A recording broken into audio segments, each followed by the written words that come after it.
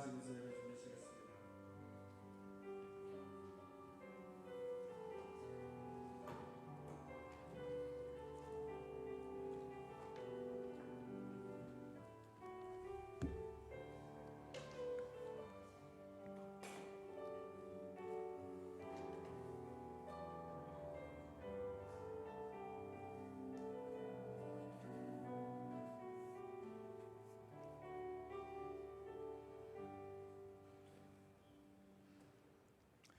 시간이 되었으므로 찬양대의 찬양에 맞추어서 삼위 하나님께 예배드리겠습니다.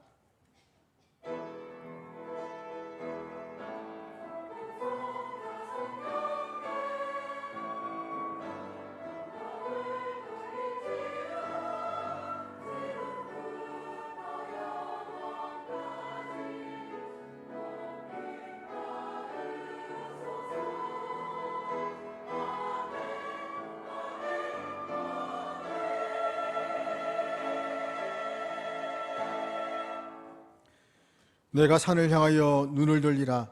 나의 도움이 어디서 올까? 나의 도움은 천지를 지으신 여호와에게서로다. 거룩하신 삼위 하나님께 영광과 존귀와 찬송을 올려드립니다. 부르심 받아 이 자리에 나와 머리 숙인 주의 자들에게 말씀으로 위로하시고 하늘로부터 신령한 은혜와 복을 누리게 하여 주시옵소서. 성령 하나님께서 예배를 주관하시고 하나님을 영과 진리로 드리는 예배가 되게 하옵소서. 괴머리신 우리 주 예수 그리스도의 이름으로 기도드립니다. 아멘. 찬송가 11장을 함께 부르겠습니다.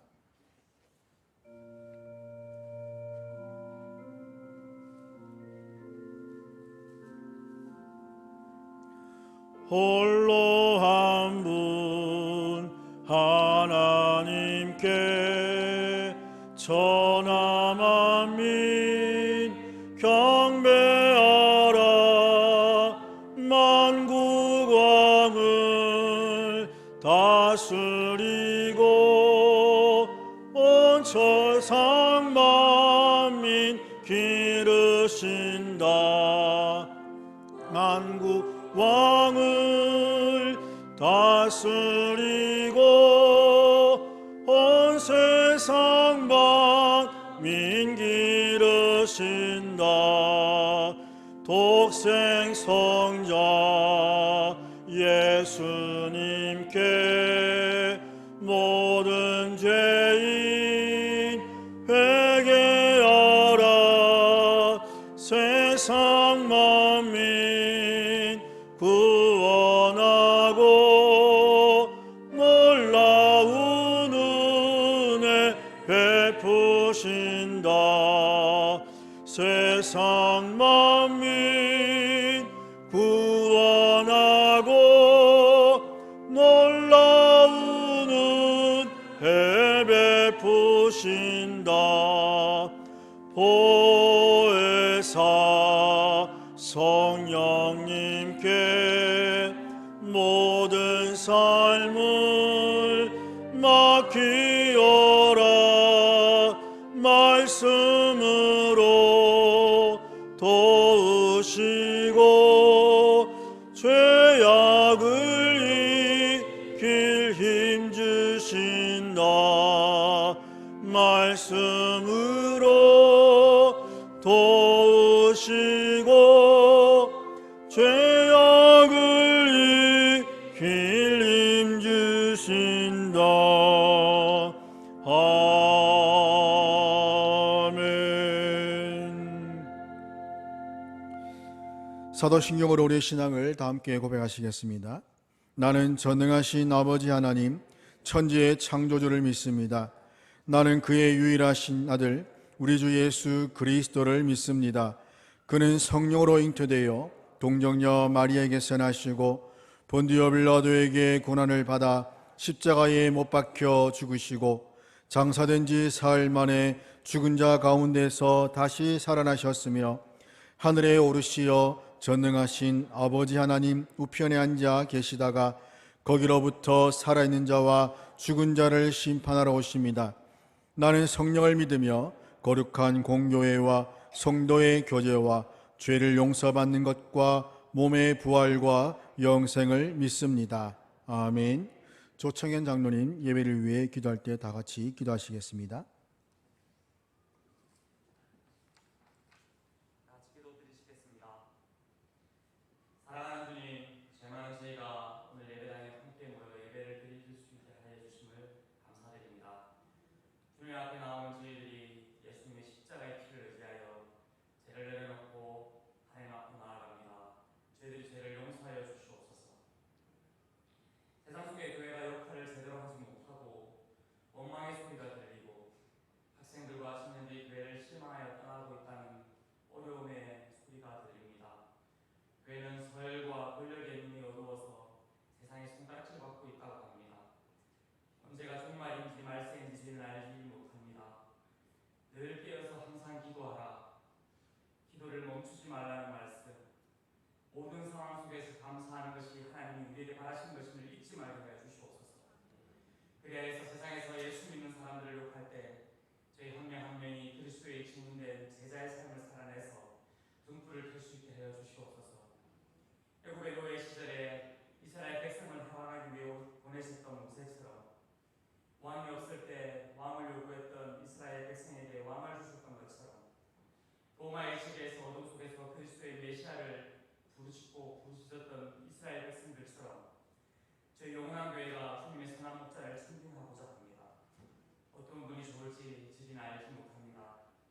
저희들이 얕은 지식으로는 판단할 수 없사오니 주님께서 찬빙을 준비하고 추진하는 모든 찬비위원들과 성도들에게 명철의 지혜를 허락하여 주시옵소서.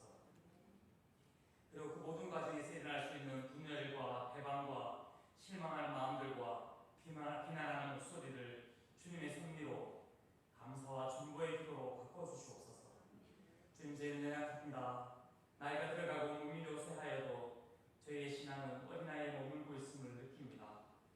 교회 봉사를 하면서 남들이 알아주지 않음에 속상했고 주님을 기쁘시게 하기보다는 나의 만족을 위해서 나의 욕망대로 내 마음이 가는 대로 교회의 일을 한 적이 더 많습니다. 주님 회개합니다. 용서하여 주시옵소서. 세상에서 삶의 성공을 위해서 더 많은 것을 가지기 위해 노력하면서 교회에 와서까지도 나와 내 가족의 인생에 도움이 되는 것을 위해 노력하는 모습을 봅니다. 예수님을 믿는다고 하면서 예수님을 위해서 사는 것이 아니라 예수님을 이용하는 모습이 저에게 있습니다. 주의 약한 죄를 용서하여 주시옵소서. 십자가의 죽음을 잊은 채 부활하신 주님만 생각하고 주님의 제자의 삶을 외면한 채 주님께 가오다오하는 저의 모습을 보입니다. 주님 긍휼히 여겨 주시옵소서. 정말로 하시는 주의 말씀을 명심하고 주변의 성도들을 살피고 서로 기도하게 하시고 나의 배부름이 아닌 아프고 어려운 곳에 눈을 돌리게 하여 주시옵소서. 저희가 하고 싶은 것을 골라서 하는 것이 아니라 주님의 눈이 어디를 향하고 있는 건지, 주님의 손길을 어디를 기도하는 건지, 주님의 목소리에 귀를 기울일 수 있는 기도의 성도들 다 되게 하여 주시옵소서. 2023년이 시작되고 있습니다. 매일 새로운 하루와 새로운 달과 새로운 한 해를 주심에 감사를 드립니다. 세상의 창조자이시고 시간의 주관자이신 하나님을 찬양합니다. 이 시간에 건강과 환경을 주신 하나님께 감사하며 우리가 우리 삶의 터전에서 무엇을 해야 할지 주님의 부르심을 다시 한번 묵상하는 한 해가 되기를 바랍니다. 주님을 더 알아가는, 주님의 마음을 흡족하게 해드리는, 주님께 더 합당하는 주님의 제자, 성도, 아들, 딸들이 다 되는 한 해가 되기를 바라며 감사하며 예수님의 이름으로 기도드렸습니다.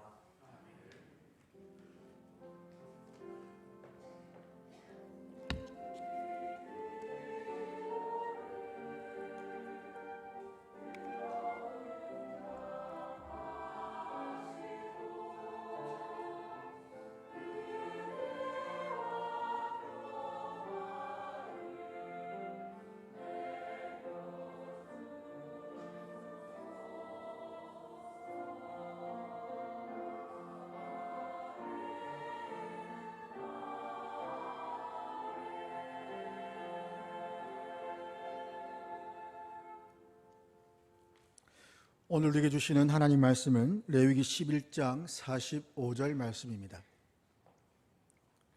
구약성경 162면이고요. 레위기 11장 45절 말씀을 제가 봉독하겠습니다. 나는 너희 하나님이 되려고 너희를 애굽 땅에서 인도하여 낸 여호와라. 내가 거룩하니 너희도 거룩할지어다. 아멘. 할렐루야 찬양대의 찬양 예수님 목사님 나오셔서 말씀을 전하시겠습니다.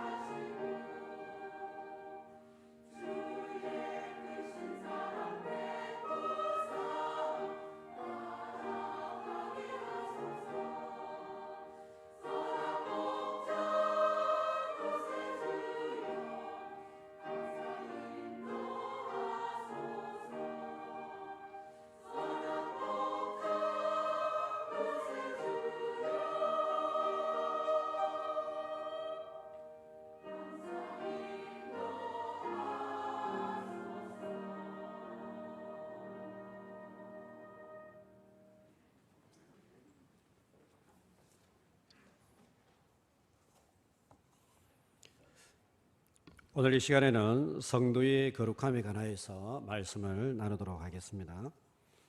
여러분 혹시 거룩함에 관하여서 고민해 본 적이 있으십니까? 거룩한 삶이 무엇이고 또 거룩한 삶을 살아가는 영적 유익이 무엇인지 한번 질문해 보시고 또 그것을 연구해 보신 적이 있으십니까? 거룩함은 성도의 신앙 여정에서 가장 중요한 영적 자질 중에 하나다라고 말씀드릴 수가 있습니다. 일단 성경을 보게 되면 거룩함이라는 단어가 신구약 성경에 약 1200번 정도 등장합니다. 구약 성경에 카도시라고 이렇게 해가지고 850회 등장하고 신약 성경에는 하기오스라고 이렇게 해가지고 헬라어로 대략 한 350회 정도 등장합니다. 성도의 삶의 측면에 있어서도 히브리서 12장 14절 말씀은 거룩함이 없이는 아무도 주를 보지 못하리라 라고 말씀하고 있는 것이죠. 우리의 성도의 신앙 여정이라는 것이 이 땅을 살아가고 있지만 하나님을 만나 뵙고 주님으로부터 말미암는 영적인 지혜와 권능과 또한 풍성한 생명을 누리는 것이 우리의 신앙 생활이고 성도의 여정이다라고 말씀드릴 수가 있습니다.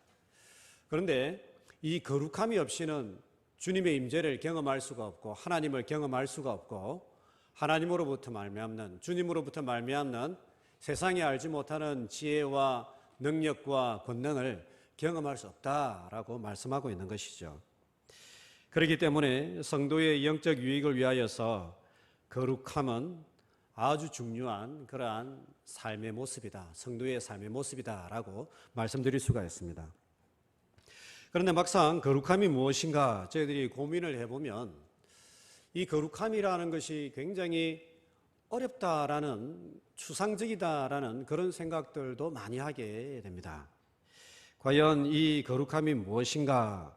성경은 굉장히 많이 강조를 하고 있는데 이것을 어떻게 살아가는 것이 거룩함이고 과연 나는 거룩한 사람이 맞는가?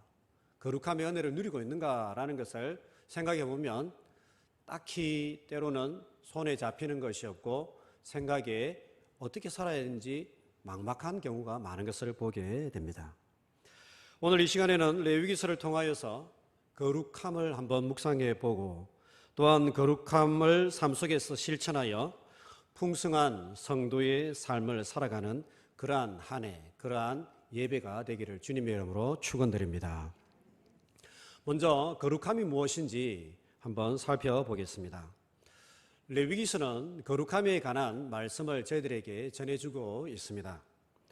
유대인들은 아이들이 5살이 되면 창세기나 또는 신명기 말씀을 암송을 시키고 그 말씀을 살아가게 하는 것이 아니라 저희들의 생각과는 달리 레위기서를 읽히고 아이들이 5살이 된 아이들 그것을 이해하든 이해하지 못하든 레위기서를 그들의 마음 깊은 곳에 심어서 그 평생을 살아가면서 하나님 앞에 거룩한 삶을 살아갈 수 있도록 그렇게 이끌어 갑니다.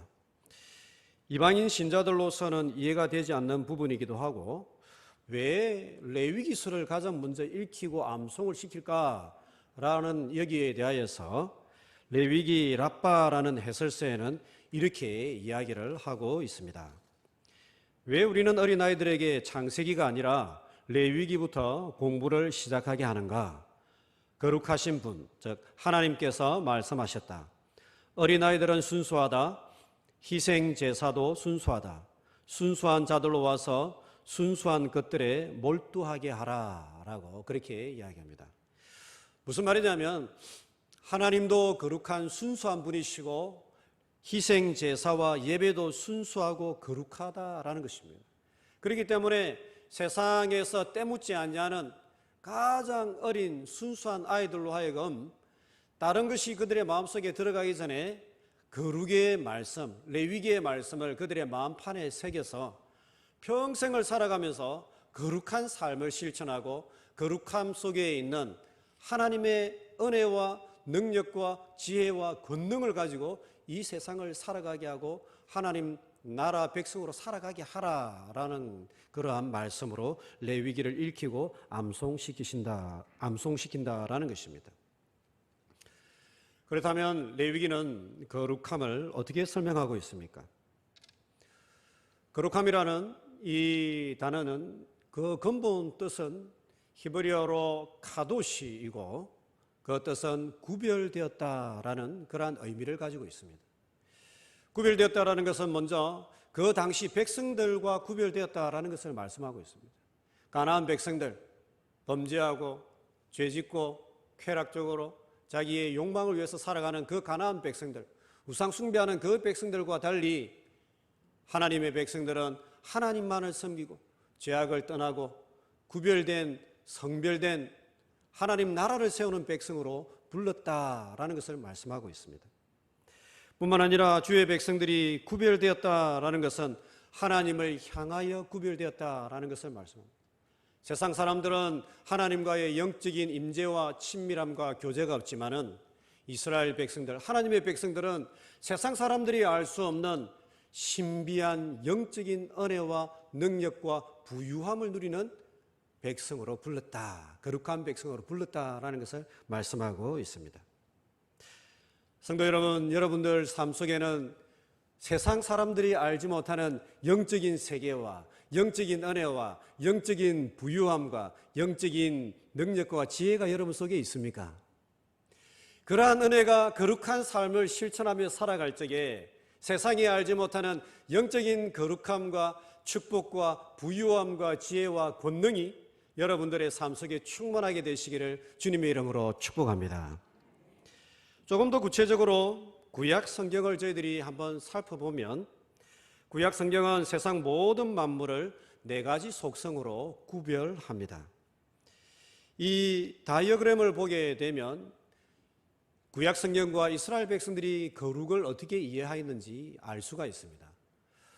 구약 성경은 모든 세상 만물을 네 가지의 영역으로 구별하였습니다. 거룩함과 속됨, 그리고 이 속됨이라는 것은 더러운 것을 이야기하는 것이 아니라 이 세상에 속한 것, 일반적인 것을 이야기합니다. 그리고 이 속됨에 포함된 것은 정결한 것과 부정한 것으로 나누어져 있습니다.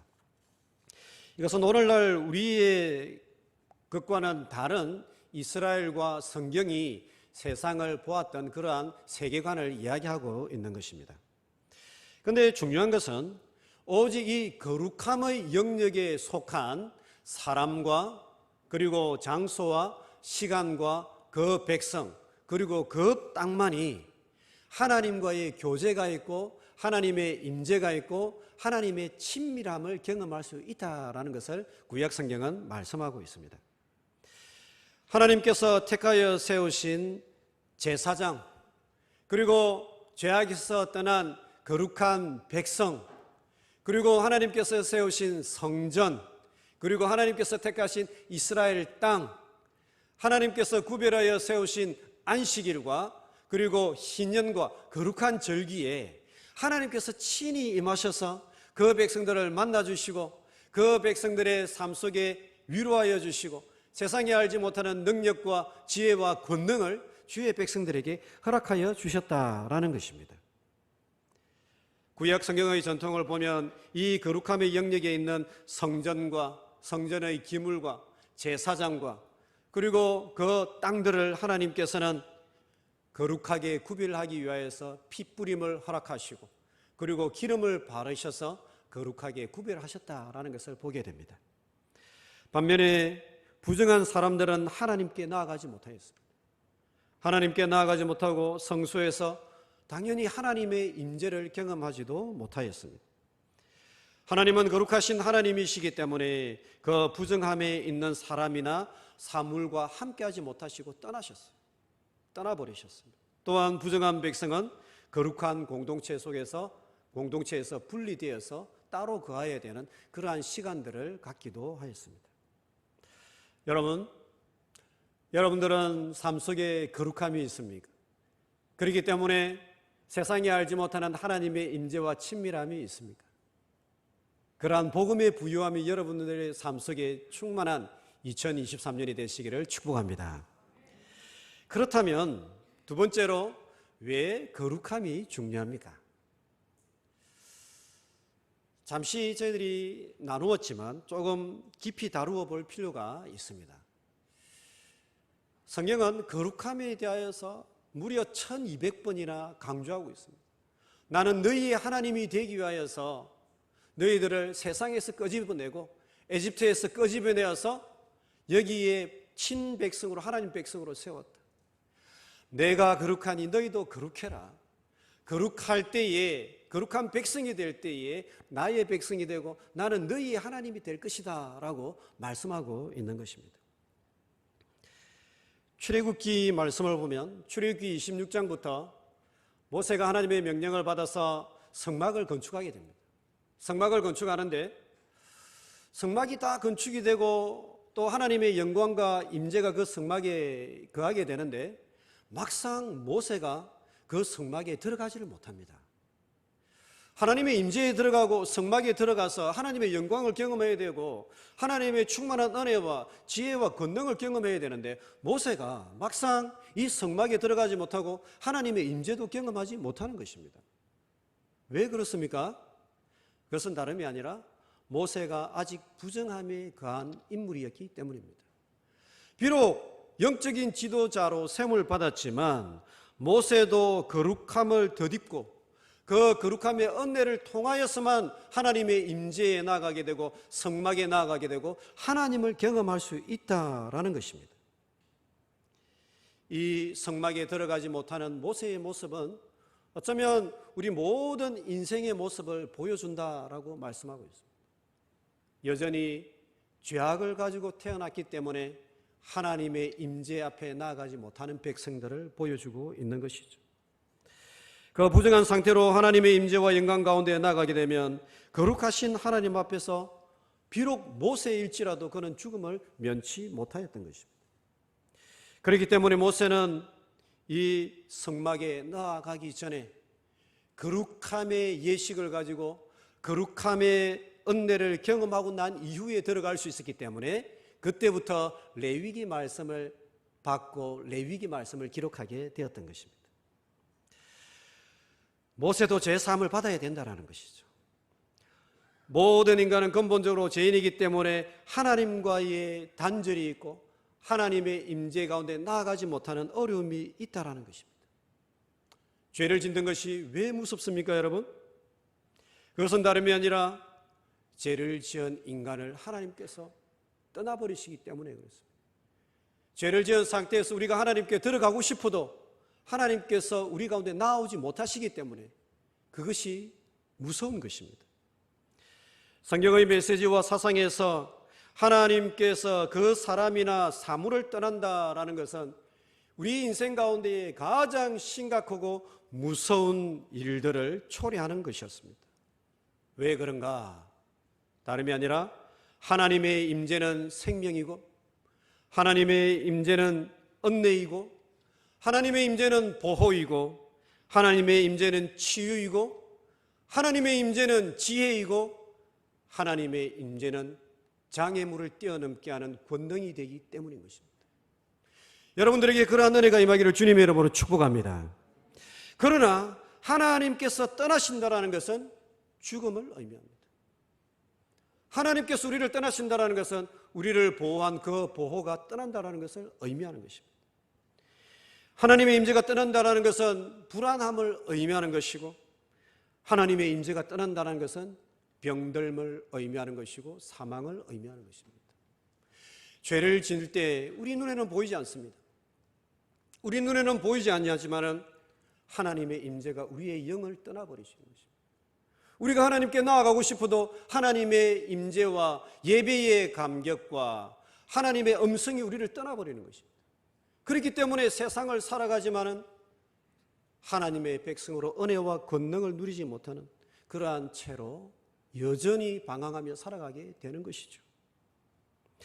그렇기 때문에 혹 실수로 부정함에 나아가게 되고 죄를 짓게 되었다면 그는 빨리 그 부정함에서 벗어나야 하는 것입니다.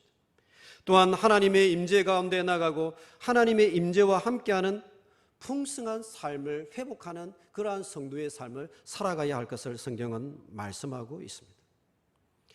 이러한 맥락에서 신약 성경 히브리서 12장 14절 말씀은 모든 사람으로 더불어 화평함과 거룩함을 쫓아라. 모든 사람으로 더불어 화평함과 거룩함을 쫓아라. 이 거룩함이 없이는 아무도 주를 보지 못하리라 라고 말씀합니다. 우리가 구약 성경에 나타난 그러한 음식법과 정결법을 따르지 아니하지만은 구약과 신약에서 동일한 맥락으로 말씀하고 있는 것은 하나님의 은혜와 거룩함을 추구하는 그 백성이 하나님을 실제로 경험하고 세상 사람들이 알지 못하는 하나님의 신비한 복음에 부유한 생명과 지혜와 권능과 은혜를 누리게 된다라는 것을 일맥상통하게 강력하게 말씀하고 있다라는 것입니다. 그러한 은혜가 이 예배와 우리의 삶 속에 풍성하게 일어나게 되기를 주님의 이름으로 축복합니다.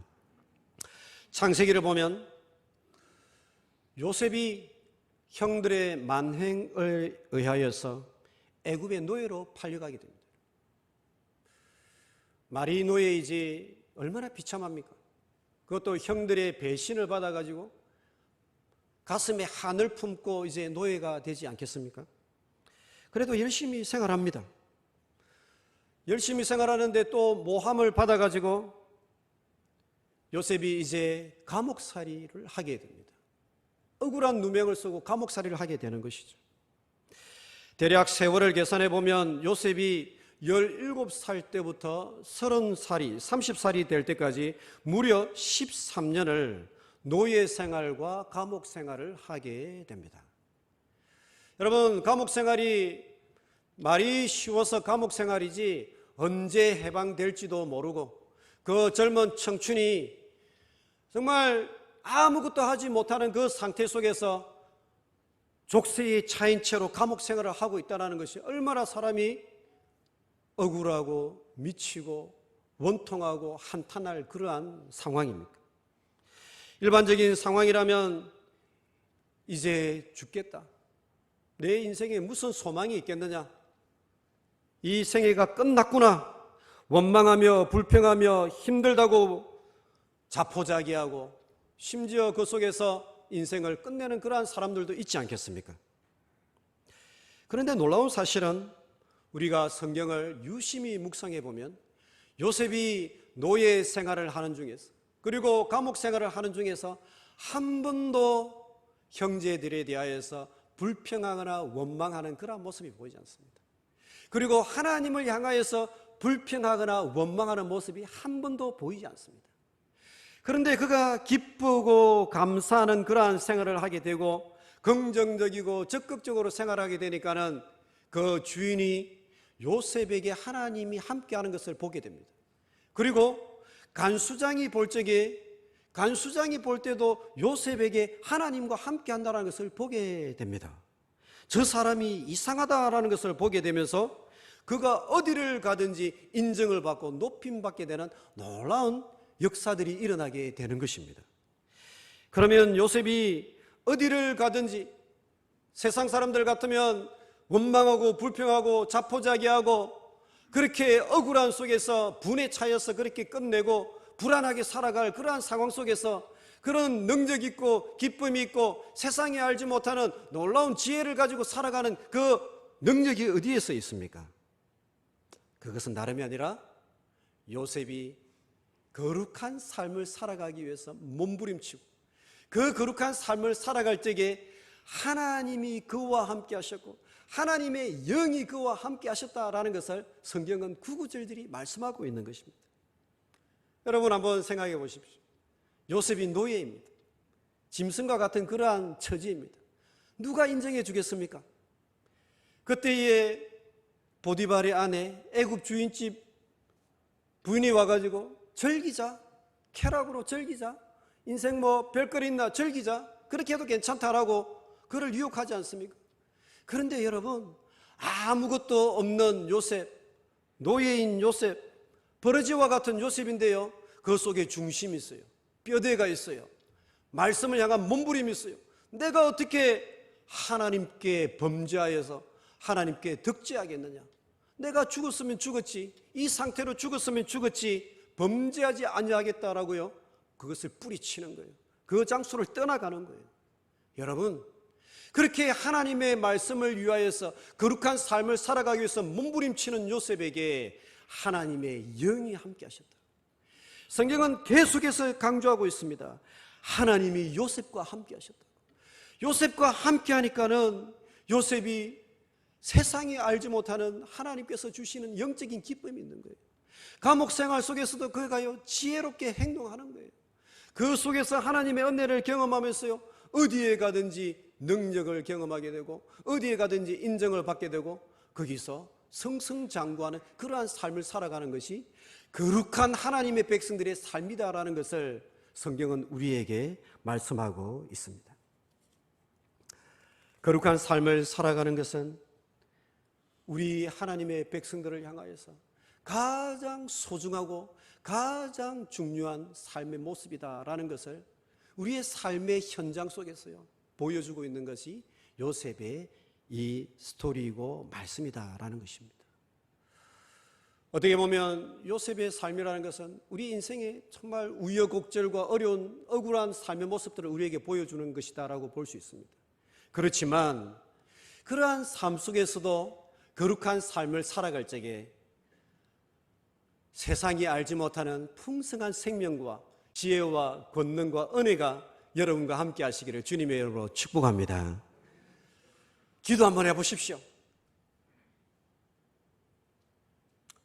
나에게 그러한 삶이 없다라면 이 자리에 나와가지고 한번 기도 한번 해보십시오. 저녁에 나와서 무릎 꿇고 기도 울부짖어 보십시오. 말씀을 묵상해 보십시오. 그러한 은혜가 분명하게 여러분 삶 가운데 역사하는 2023년이 될 줄로 믿습니다.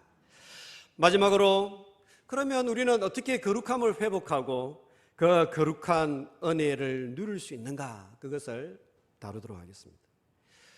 레위기서는 죄인들이 어떻게 하면 다시 그 죄를 씻음받고 거룩함의 은혜와 능력을 누릴 수 있는가, 그것을 구구절절히 저희들에게 보여주고 있습니다. 일단 먼저 레위기 1장에서 10장 말씀을 보면 어린 양의 핏부림을 통하여서 죄인이 죄 사함 받고 거룩함에 이르게 되는 그 모습을 잘 보여주고 있습니다. 레위기에는 5가지의 제사가 나오는데 번제, 소제, 화목제, 속죄제, 속건제입니다. 이 모든 제사들은, 소제를 빼고 모든 제사들은 짐승의 제사를 드립니다. 죄를 지었던 사람이 자기가 기르던 짐승을 직접 가져와 가지고 그 짐승을 죽이고 그 피를 받아서 그 피를 제단에 뿌리고 자기의 몸에도 뿌려서 죄를 사하는 그러한 은혜를 경험하였습니다. 오른쪽 귓볼과 그리고 오른쪽 엄지손가락과 오른쪽 엄지발가락에 친히 그 피를 발라서 그 죄를 사하여 주었습니다. 이렇게 짐승을 죽이는 것은 죄인이 죄를 지음으로 발생하였던 죄의 값, 즉 죽음에 대한 값을 지불하는 것이다 라고 말씀드릴 수가 있습니다. 사람이 죄를 지으면 거룩하신 하나님과의 관계가 단절되고 죄를 짓는 순간부터 죄의 종이 되고 죄에게 끌려서 살아가게 됩니다. 요즘은 그렇지 않지만 여러분, 예전에는 레슬링을 참 많이 했습니다. 여러분 레슬링 좋아하십니까? 레슬링을 하면 어떻게 하느냐면요, 힘이 있는 사람이 힘없는 상대방의 머리를 끄집어 가지고요, 어디까지 끌고 갑니까? 꼼짝도 못하도록 끄집어 가지고 머리를 잡아 가지고 이렇게 저렇게 하다가요 땅바닥에 내려치는 거예요. 죽을 때까지 내려치는 거예요. 그것을 보면서요, 죄악을 짓는다는 것이 그런 거예요. 죄를 지으면 우리 눈에는 보이지 않지만은요, 죄악이라는 것이 우리를 끄집어 잡아가지고 어디까지 끌고 내려가느냐? 지옥까지 끌고 내려가는 거예요. 사망에 이르기까지 끌고 내려가는 거예요. 죄악을 지은 사람들이요, 인생이 그렇게 파탄나는 것을 보게 됩니다. 그러면 하나님께서는 주의 택한 백성들을 그대로 두시는가? 그렇지 않으십니다. 하나님은 주의 백성들을 위하여서 친히 짐승의 생명, 짐승의 피값으로 그 죄의 값을 지불하는 것입니다. 우리가 지었던 그 죄에 대해서 죄의 값을 지불하는 것입니다. 신약으로 말하면 예수 그리스도, 하나님의 존귀한 하나님의 아들 예수 그리스도의 보혈의 피로 우리의 죄에 대한 죄의 값을 친히 지불하십니다. 그러면서 우리가 더 이상 죄악의 종이 아니라 죄악에서 자유한 사람이 되도록 이끌어 가십니다. 그리고 그 어린 양 짐승의 피로서 우리의 죄를 덮어버리고 씻어버려 주시는 놀라운 은혜를 허락하여 주시고, 우리가 그때부터는 더 이상 죄인이 아니라 하나님의 아들 보혈의 피로 그 생명값을, 우리의 죄악의 값을 지불하였기 때문에 너는 죄인이 아니라 의인이고 거룩한 백성이고 나와 교제할 수 있고 하늘의 신령한 은혜와 영광을 누리는 거룩한 제사장의 백성, 왕같은 제사장의 백성으로 너희들을 다시 회복시켰다라고 친히 인정하고 계시는 것입니다. 이렇게 짐승의 피가 뿌려진 사람, 그 백성은요, 거룩한 백성으로 성막에 나가고 예배의 은혜와 임재를, 하나님의 은혜를 경험하게 되는 것입니다. 그런데 여러분, 짐승의 피로 이렇게 죄를 사하는 것, 이것만으로 끝나는 것인가? 레위기는 그렇게 말씀하지 않습니다. 레위기 11장에서 27장 말씀을 보면 죄 사함을 받은 그 백성들, 예배 가운데 은혜 받았던 그 백성들은 이제 세상 속에 나아가서 거룩한 삶을 실천하라라고 말씀을 합니다. 음식은 어떤 음식을 먹고, 그리고 아내와 남편의 관계는 어떻게 서로 섬기고, 부모와 자녀와의 관계는 어떻고, 또 거룩한 의복을 입고, 장사는 어떻게 하고, 하나님의 백성이 어떻게 거룩한 삶을 실천할 것을 말씀하고 있습니다. 그러면서 이 거룩한 삶의 가장 중요한 원리가 무엇인지 말씀하고 있는데, 레위기 19장 18절 말씀은 거룩한 삶의 가장 중요한 것은 무엇인가? 이렇게 말씀합니다. 원수를 갚지 말며 동포를 원망하지 말며 내 이웃 사랑하기를 내 자신과 같이 사랑하라. 나는 여호와니라. 내 원수를 갚지 말고 동포를 원망하지 말고 가장 중요하게 내 이웃을 내 자신과 같이 사랑하라. 여러분, 거룩함이다라는 것이 어떤 이론이나 추상적인 개념이 아니라 우리의 손과 발로 이 땅을 살아가는 주의 백성들이 삶 속에서 실천해야 된 삶의 양식이다라는 것을 보여주고 있는 것이죠. 그러면 어떤 삶의 양식이 거룩한 삶이고 은혜를 누리는 삶인가? 우리 너무나도 잘 아는 말씀입니다. 내 이웃을 내 몸과 같이 사랑하라. 이것을 위해서 몸부림치는 삶을 살아가라. 너희들이 원하는 삶을 살아가는 것이 아니라 말씀을 기억하고 내 이웃을 한 번 더 사랑하기 위해서 생각하고, 내 이웃을 사랑하기 위해서 한 번 더 수고하고, 내 이웃을 사랑하기 위해서 한 번 더 섬기고, 내 이웃을 사랑하고 그가 잘되게 하기 위해서 한 번 더 정직한 삶을 실천하고 올바르게 살아가는 것.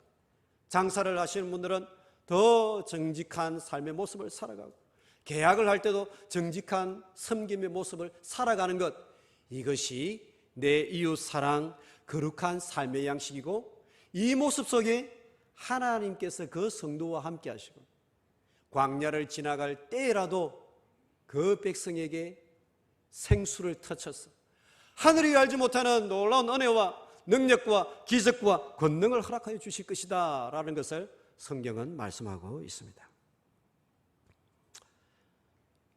사랑하는 성도 여러분, 이러한 거룩함의 은혜, 복음의 부유함, 복음의 기적들이 이 성경 속에만 있는 말씀이 아니라 여러분의 삶 속에서 풍성하게 일어나게 되고 경험되는 복된 2023년이 되시기를 주님의 이름으로 축복합니다. 레위기는 이 시대를 살아가는 주의 백성들에게 거룩함에 관하여서 두 가지를 말씀하고 있습니다. 첫 번째로는 거룩한 성도, 거룩한 백성은 먼저 예수 그리스도의 보혈의 핏부림, 보혈의 은혜를 경험하는 자들이 거룩한 백성이 된다라는 것을 말씀하고 있습니다. 다른 종교, 아무리 다른 종교가 많이 있어도 거기에는 거룩함이 없는 거예요. 인간의 가장 근본적인 문제인 죄의 문제에 대하여서 누군가 몸부림쳐보고 그 죄악의 권세 아래서 우리를 자유케 하시는 예수 그리스도의 보혈의 은혜와 권능을 체험한 그가 거룩한 성도고 거룩한 백성이고 거기에서 거룩이 시작된다라는 것을 성경은 말씀하고 있습니다. 그래서 제가 학생들한테 얘야 너 거룩한 백성이 맞냐라고 물어보면 말을 못해요. 어떤 사람이 어떻게 시작하는 게 거룩함인지 잘 모르기 때문에 그러죠. 그런데 거룩함의 시작은 어디서 시작하는가? 예수 그리스도의 보혈을 믿고 그 보혈을 지나서 죄 사함을 경험하고 그 보혈의 은혜를 경험하는 자들이 거룩함을 시작한다라는 것입니다. 자, 두 번째, 그러면 거룩함은 어떻게 삶 속에서 다양하게 경험되고 누리게 되는가? 그것은 이웃 사랑을 실천할 때에 우리의 삶 속에서 경험되고 그 거룩함의 권능과 지혜와 능력들이 우리의 삶 속에서 풍성하게 구현되고 일어난다.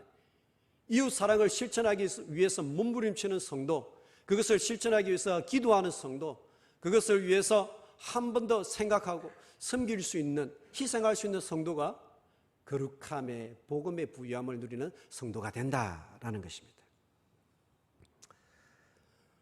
이러한 은혜가 올 한 해뿐만 아니라 저희들은 5년, 10년 주님이 부르시는 그 순간까지 거룩함의 은혜와 영역들이 확대되어져 가야 되고 그 복음의 능력이 우리 삶 속에 더욱더 온전하게 경험되는 그러한 성도의 삶이 되어야 되겠습니다. 말씀을 마치겠습니다. 이사야 35장 8절과 10절 말씀은 하나님의 구원을 경험한 백성들이 어떠한 길을 걸어가야 하는지 그 말씀을 잘 보여주고 있습니다. 본문이 있으니 우리 한번 다 같이 읽어보면 좋겠습니다. 시작. 거기에 대로가 있어 그 길을 거룩한 길이라 일컫는 바 되리니 깨끗하지 못한 자는 지나가지 못하겠고 오직 구속함을 입은 자들을 위하여 있게 될 것이라. 우매한 행위는 그 길로 다니지 못할 것이며 여호와의 속량함을 받은 자들이 돌아오되 노래하며 시온에 이르러 그들의 머리 위에 영영한 희락을 띠고 기쁨과 즐거움을 얻으리니 슬픔과 탄식이 사라지리로다. 아멘. 하나님의 구원을 받은 백성들, 그 백성들은요 영영한 희락과 기쁨과 즐거움을 경험하게 되고 그들에게서는 더 이상 슬픔과 탄식이 없을 것이다 라고 이야기합니다. 그러면 하나님의 은혜를 경험하고 구원받고 속량을 받은 자들은 어떠한 삶을 살아가는 자, 어떠한 삶을 살아가는 자들이냐 얘기해 놓습니다. 거룩한 길을 걸어가는 자들. 하나님의 백성들은 대로가 놓여 있다는 거죠. 그 대로를 걸어가는 백성들인데 그 대로가 어떤 길이냐? 거룩함의 길을 걸어가는 백성들이다. 그래서 이사야서 말씀에는 하나님이 어떤 분이시냐? 이스라엘의 거룩하신 하나님이시다. 이스라엘의 거룩하신 하나님. 하나님이 거룩하신 하나님이시기 때문에 주의 백성들은 어떠한 삶을 살아야 되느냐? 거룩한 길을 걸어가는 백성들이 거룩한 백성이다 라는 것을 이야기합니다. 거룩한 삶을 실천하는 백성들이 하나님을 경험하게 될 것이다 말씀하고 있는 것입니다. 어떤 목사님이 이렇게 말하였습니다. 오늘날 우리 시대의 비극은 교회가 거룩함이 아니라 행복을 추구하는 데 있기 때문이다 라고 이야기했습니다. 주의 백성들이 교회가 행복을 추구하기 때문에 자칫 잘못하다가 죄악을 짓게 되기도 하고 이렇게 한다는 것입니다. 그러나 그것이 비극이라는 것입니다. 하나님의 백성, 교회, 성도들의 가장 중요한 삶의 중심이 무엇인가? 우리가 정치도 생각해보고 우리가 다른 좋아하는 것도 많이 있겠지만은 그러나 하나님의 백성들의 가장 중심에 놓여 있어야 되는 것 거룩함이다.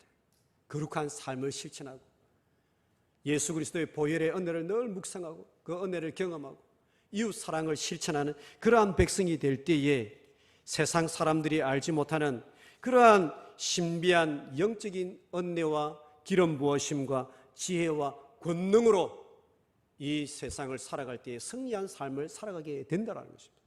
이것을 아이들에게 가르치고 자녀들에게 가르치고 다음 세대에게 가르쳐서 이 놀라운 지혜와 능력을 누리는 백성이 되게 하는 것, 이것이 하나님의 백성들의 삶이고 사명이다라는 것을 말씀하고 있습니다. 2023년을 하나님께서 주셨습니다. 새해를 여러분들에게 하나님께서 주셨습니다.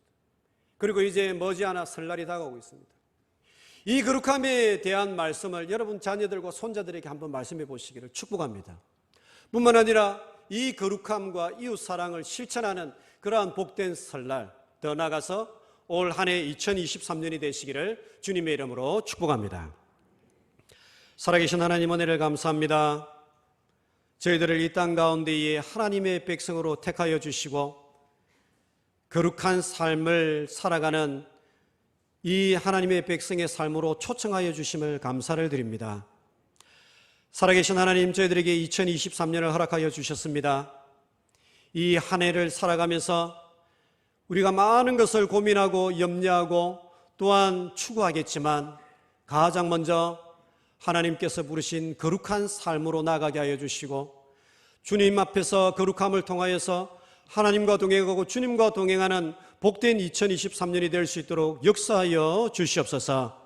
세상이 알지 못하는 지혜와 권능과 능력으로 올 한 해를 승리하는 우리 모든 백성들이 될 수 있도록 축복하여 주시옵소서. 모든 것을 감사드렸고 예수님의 이름으로 기도드리옵나이다. 아멘.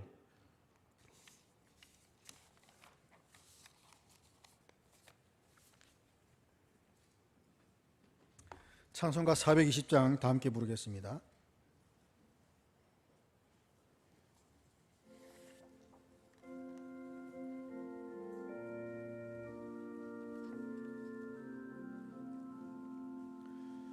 너 성결케 위해 늘 기도하며 너 주 안에 있어 늘 성경 보고 온 형제들 함께 늘 사귀면서 일하기 전마다 너 기도하라.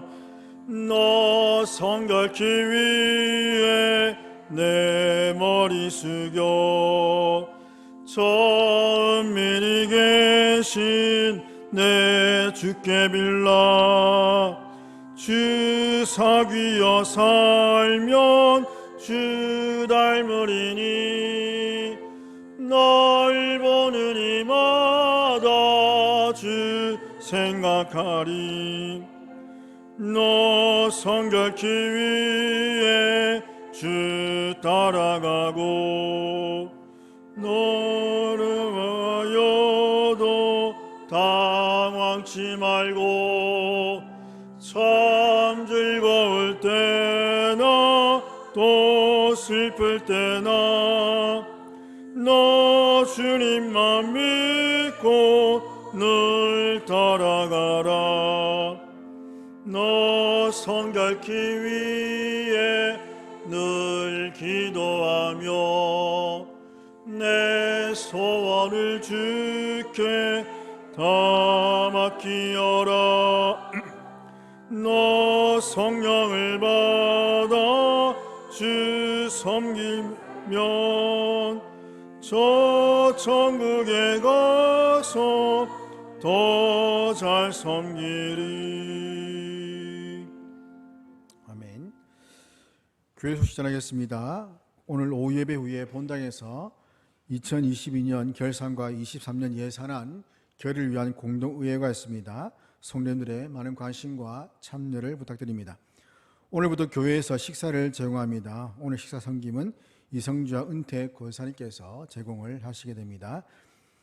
내일 월요일부터 수요일까지 3일 교당에서 신형 교사 강습회가 있습니다.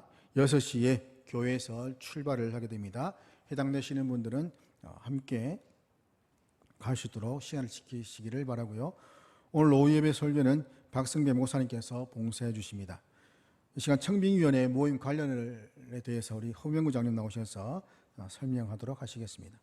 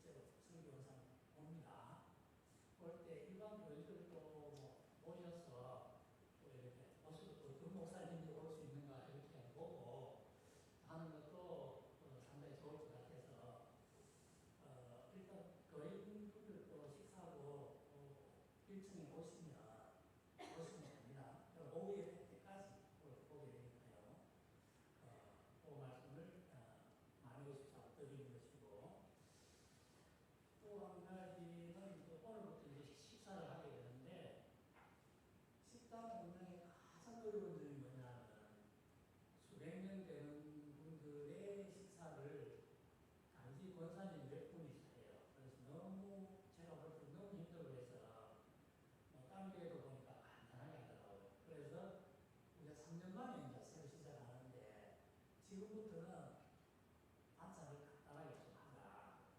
그렇게 당에서 또 지시가 있었습니다. 그래서 아마 옛날 가지수 많은 반찬보다 비교가 될 수 있는데 반찬이 좀 적더라도 우리 도사님들의 어려움을 도와준다는 의미에서 맛있게 또 드시면 좋겠고요.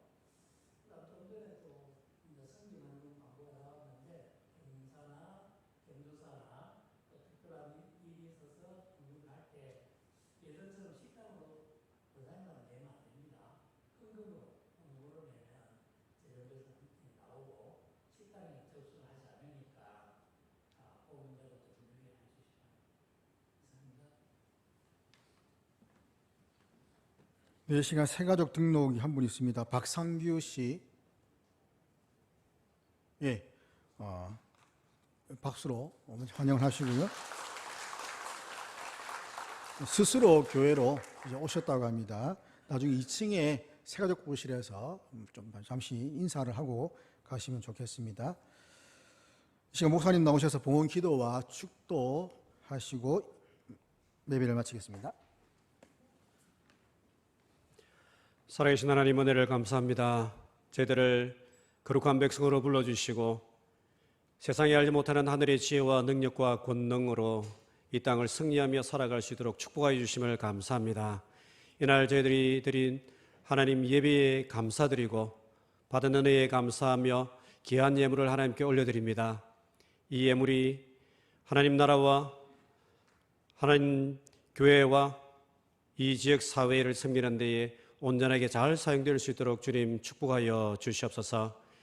이 헌금이 주님의 영광을 위해서 온전히 쓰임받게 하시고 기쁨으로 드리는 그 성도들의 손길과 생업 위에 하나님께서 더욱더 축복하여 주시옵소서.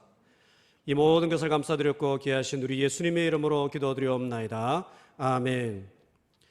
지금은 주 예수 그리스도의 은혜와 하나님의 크고 극진하신 사랑과 성령의 교통하심이 거룩한 삶을 살아가려 결단하는 주의 백성들 위해 지금부터 영원토록 함께 있을지어다. 아멘.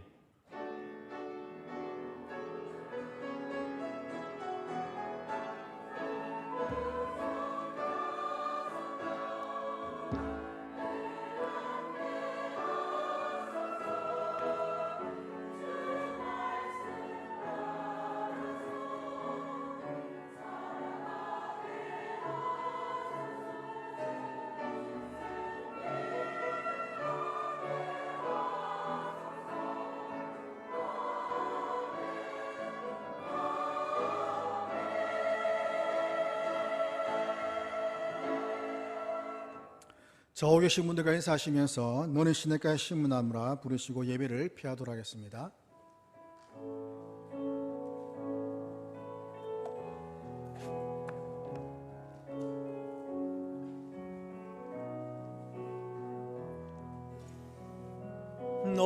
너는 시냇가에 심은 나무라. 하나님의 사랑 안에 믿음 뿌리 내리고 주의 뜻대로 항상 살리라. 주의 신